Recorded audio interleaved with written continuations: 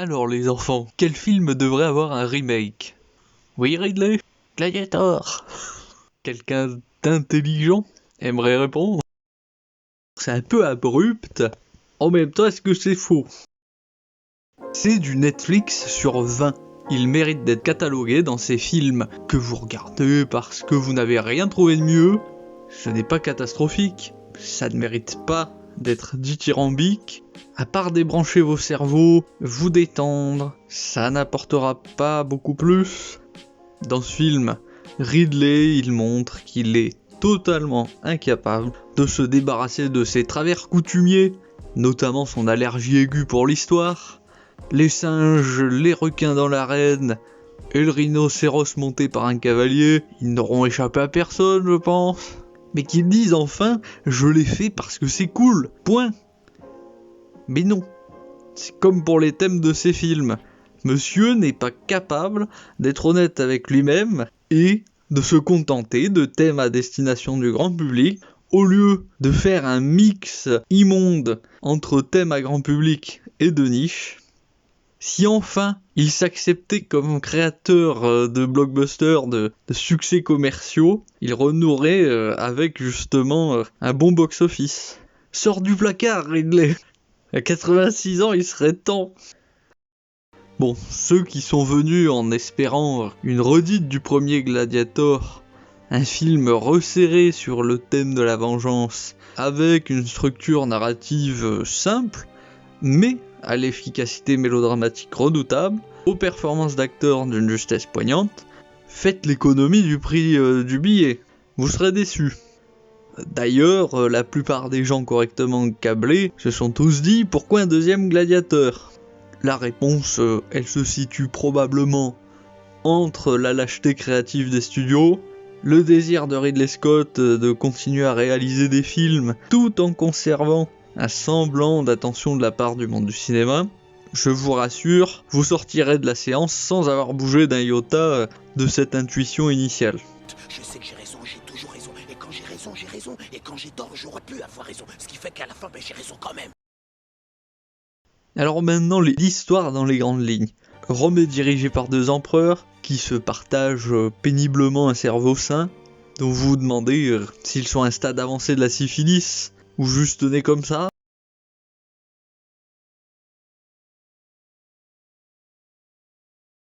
En soi, pourquoi pas, si ils n'étaient pas chargés de suspendre notre incrédulité, s'ils n'étaient pas censés nous faire croire qu'ils sont empereurs. Ces deux-là, ils sont basiquement obsédés par la conquête militaire, ce qui affaiblit l'Empire. Notre personnage principal, c'est un prisonnier de guerre qui obtiendra sa liberté à condition de gagner suffisamment de combats de gladiateurs. Mais comme il veut plutôt se venger qu'être libre, parce que sa famille, le truc classique. Bon, la liberté en échange des combats, hein, si je vous dis vulgache avec ça, il ne fallait pas faire de sieste en cours d'histoire avec Ridley. Bon, jusque-là, on se dit, j'ai l'impression d'avoir déjà vu ça quelque part. C'est normal, c'est un copier-coller du premier Gladiator. Certains me diront que je suis très rapide, eh bien excusez-moi, mais le film ne mérite pas beaucoup plus d'égards. C'est vraiment la synthèse de tout ce qui va pas à Hollywood de nos jours.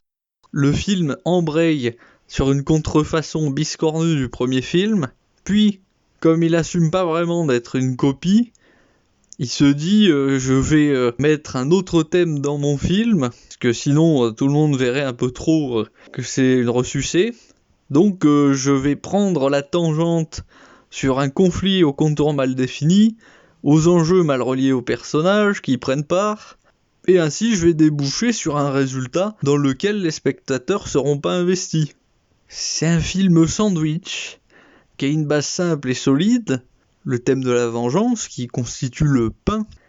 C'est voilà le bloc simple mais dur. Et Ridley, ce fifou, il tente d'aller vers la subtilité, d'agrandir le thème en plein milieu, ce qui fait que forcément il se plante lamentablement, comme dans la plupart de ses films depuis Prometheus. Comme je le disais un peu plus tôt, ce film c'est un énième raté de Ridley, pour une raison qui est toujours la même, c'est qu'il n'arrive pas à rester sur un fil rouge.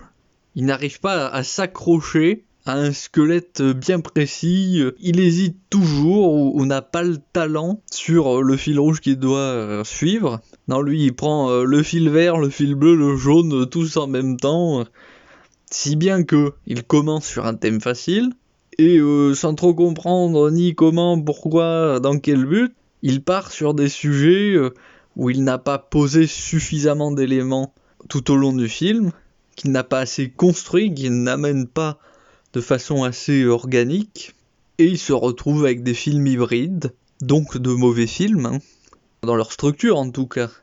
Après vous pouvez apprécier, ça c'est subjectif, vous pouvez aimer des films de merde, moi ça m'arrive aussi comme à tout le monde.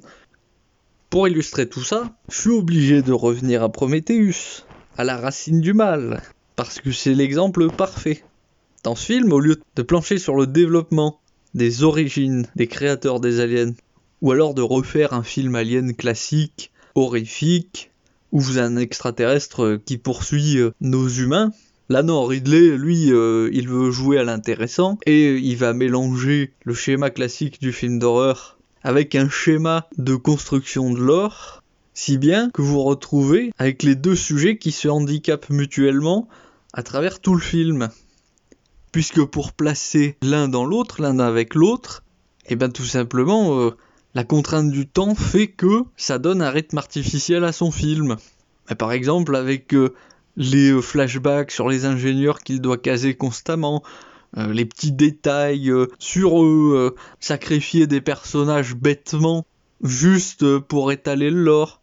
Bref, vous voyez, que des choses inutiles, mal placées, de mauvais goût, mais parce que justement il s'est mis en tête cette contrainte de donner plus d'un seul but à son film. En soi, vous pouvez, mais il faut juste que l'un prenne beaucoup plus de place que l'autre. Vous pouvez pas donner autant de place à l'un qu'à l'autre.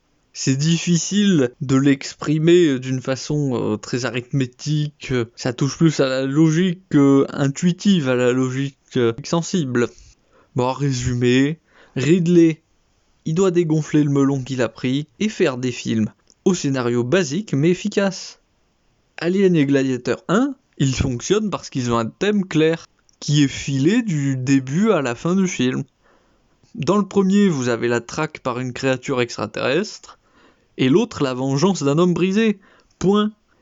Vous n'avez pas subitement une scène qui sert juste à expliquer l'origine d'un truc ou de l'autre en plein milieu du film, ou un hors-sujet sur un thème nouveau qui sort d'on ne sait où.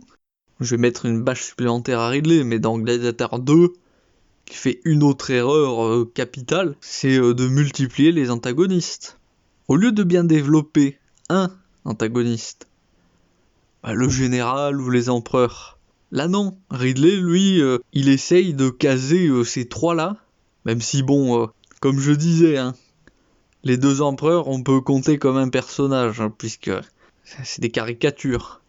Mais si vous voulez, voilà, au lieu de bien nous faire comprendre ce que veulent ces antagonistes, pourquoi ils agissent de telle manière, qu'est-ce qui les motive, les traverses émotionnellement, vous en avez une vague idée, vous dites ouais, d'accord, ok, c'est pas très convaincant, ce que tu nous montres là, Ridley. C'est difficile de les traiter comme des humains complexes, dotés d'émotions adultes. En tout cas, voilà, mon avis global. J'espère que ça en aura dissuadé la plupart d'aller dans le cinéma, parce que c'est objectivement peu convaincant. Oui, je suis désolé, l'art a un énorme aspect objectif, tout simplement parce que si les humains ont en moyenne tel goût qui se retrouve depuis le début de la culture humaine, c'est bien que notre biologie a décidé de nos goûts, a décidé pour nous de ce qui nous plaisait ou pas. C'est pas pour rien qu'on n'invente jamais vraiment quoi que ce soit. C'est parce que nos déterminants nous font aller invariablement vers les mêmes choses. Bref, globalement, il n'y a pas grand chose de plus à dire sur ce film. Je ne vais pas dans le détail pour une raison bien simple, c'est que ça n'a aucun intérêt. Je réserve mes analyses détaillées à des films de qualité. Si cette vidéo vous a plu, récompensez-moi par le petit pouce bleu et l'abonnement. Et je vous retrouve pour d'autres vidéos au hasard des sorties ciné, séries, même peut-être jeux vidéo, mais aussi de mon humeur et de mon emploi du temps. A plus!